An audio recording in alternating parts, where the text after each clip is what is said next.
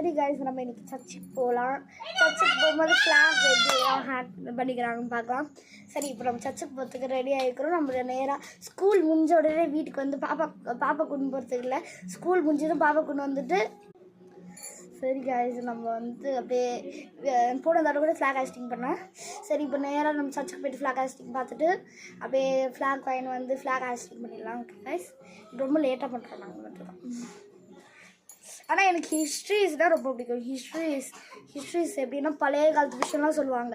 அது ட்ராவலில் நான் வந்து தமிழ்நாடு பண்ணும்போது டேடிக்கிட்ட எப்பவுமே கேட்டு வருவேன். ஹிஸ்ட்ரிஸ் பற்றி சொல்லுவாங்க, தமிழ்நாடு பற்றி. அது எனக்கு ரொம்ப பிடிக்கும். ஆனால் நம்ம இண்டிபெண்டன்ஸ் டே இது கூட ஹிஸ்ட்ரிஸ் மாதிரி தான் கைஸ்.